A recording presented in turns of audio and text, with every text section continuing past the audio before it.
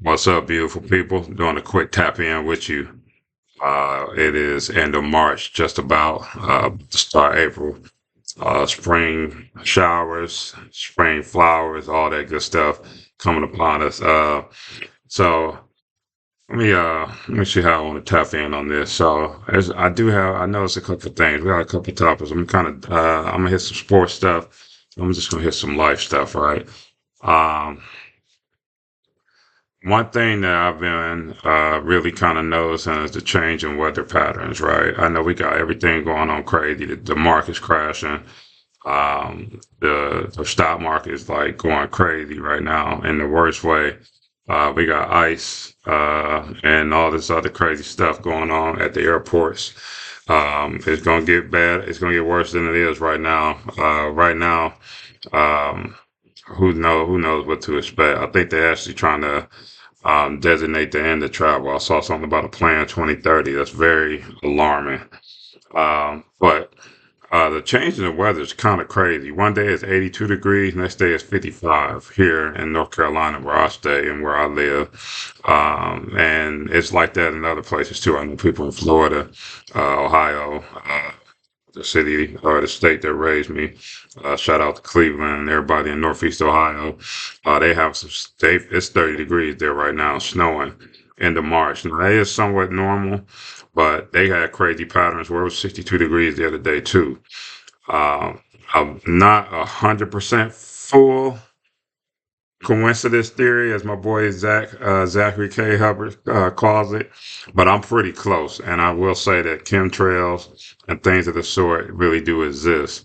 If you're not hip to it, do your research. And it's definitely some illogical weathering patterns and some really crazy stuff going on right now. If you're a parent, got young kids, I don't envy you. I really don't know what the best advice is to give you. Um, it's almost to the point now where you really kind of are. You're gonna be out without. You're gonna be without the ability to impact and make decisions independently on your own. And if you don't do so, or I guess if you are able to do so, it may be catastrophic. But we'll touch that for another day.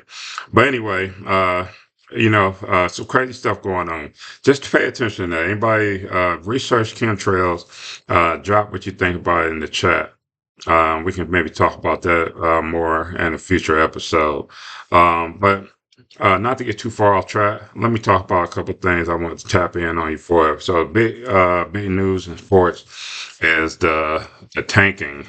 Adam Silver and company have come up with three solutions to end tanking.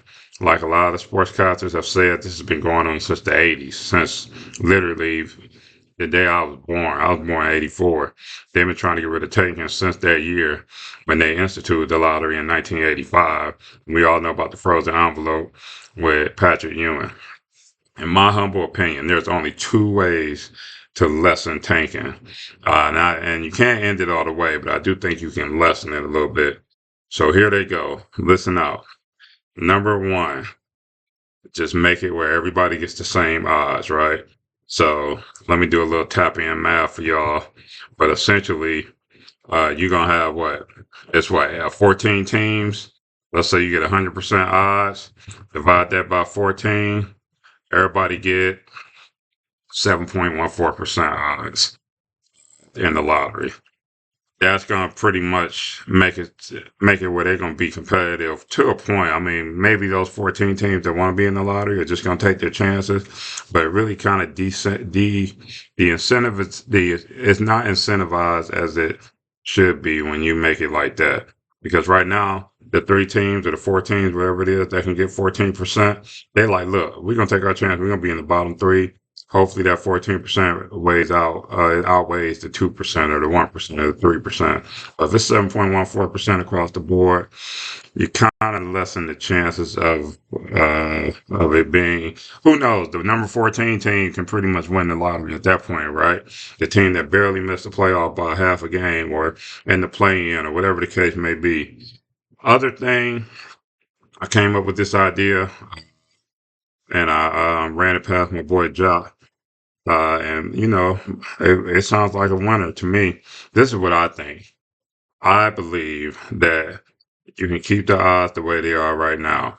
However, you get lottery penalties throughout the season. So let me tell you what that is. So you know how Utah, Indiana, a couple other teams got fined and got outcast for tanking this year.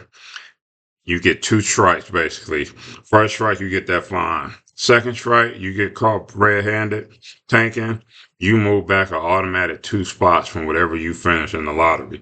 That doesn't matter if you finish number one or if you finish number 14.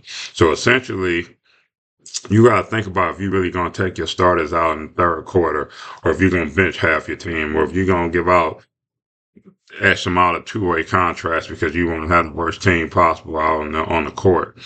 It really is the one way I believe more than others that will kind of help save tanking. Some teams gonna take their chances. They're gonna say, you know what, we won the number one pick, we get number three. It is what it is. Some teams are so bad where they're gonna be in the lottery regardless. So it is what it is. They're like, you know what, if I get the eighth pick or the 10th pick, the sixth pick or the fourth pick, what difference do it make? However, they are gonna think twice about that, and fans are gonna be kind of more outraged and gonna be kind of more pissed about it, I believe, if that happens. So that's my those are my tanking idea. About to switch to the NCAA real quick. As of right now, I'm looking at everything right now. It looks like we got, let's see how many teams we got. Right now, the majority of the Elite Eight is set. We got right now on one side, we got Michigan against the winner of Tennessee and Iowa State. We got Illinois and Iowa. We got UConn up against Michigan State. Um, and then we got Duke that defeated St. John. So Duke plays the winner of UConn, Michigan State. We got Purdue and Arizona playing tomorrow. Let me go ahead and give you my pick. So on the South, I got Illinois beating Iowa. That's actually what I have in my actual bracket. Illinois winning that one. And then on the East, I got Duke defeating UConn. I did have UConn beating Michigan State. So we got Duke matching up against Illinois. And then on the other side, I got Purdue beating Arizona. And I got Michigan. I believe they're going to end up playing Iowa State down right now. I'm going to go Iowa State coming back against Tennessee. They're only down by 5. I got Michigan going on to play Purdue. So you basically gonna have 3 Big 10 teams. Out of that, I think it's gonna end up being. I'm almost thinking to have Illinois pull off the upset against Duke. But I'm gonna change. I'm gonna go ahead and go with what I believe is gonna happen. I believe we're gonna get a superpower matchup. We got Duke coming out of the left side of the bracket, and I think Michigan's gonna go ahead and take care of Purdue. Michigan versus Duke. And I'm going to go Michigan as much as it hurts my heart as I'm a Buckeye. I got Michigan defeating the Duke Blue Devils to win the national championship. It's in the numbers. That's all I'm going to say. Shout out again to my boy Zachary K. Hubbard. Anybody who don't know him, check him out. He's really kind of taught me the game and helps me understand what it is that's going on in this crazy predictive sports world. Last thing I'm gonna hit y'all with: what happened to customer service? It is so poor. I'm assuming it's because we're not getting paid enough out here. People are miserable. They're really just trying to survive. But I remember when I was coming up in the game, I used to work for Enterprise Rental Car and used to be customer service is our way of life. That was actually one of our slogans, one of our values, founding values, quote unquote. It's a dead game. I mean, I went into anywhere really. You go into the gas station. I had a chick talking to me spicy yesterday. Assistant manager talking to me kind of rough, like we was in New York in the middle of Brooklyn or the Bronx or somewhere. And I'm like, what's going on with all this aggression, mom? Let's chill out. Going to Chipotle. Chipotle is absolutely horrible. They'll see you walk right in. You walk up to the front counter. They don't give a goddamn what you want, what you think. You can stand there for 5 minutes while they twiddling their thumbs, looking in the air. I do think it's an influx of young folks too that just don't know no better. They don't give a fuck. The Gen Z and the generation after that, Gen Alpha, even though they're not really old enough to work yet, it's crazy out here.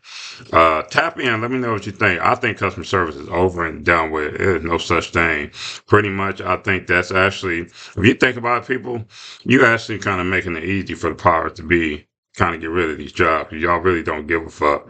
They really don't think that you're of any value. Bill Gates is trying to kill you at the end of the day, is what I believe, or at least he's trying to do some things that are less than savory. Let me put it like that for YouTube purposes. But yeah, what you think? I think customer service is over and done with. Tell me what you think about it. Tell me what you think about the prediction. Who you got for the NCAA? Tell me what you think about the tanking. And I'm gonna catch you on the next one. I wanted to tap in with you real quick before March is over with. We got a lot of beautiful things coming up to you, coming for you in April. Nothing but love.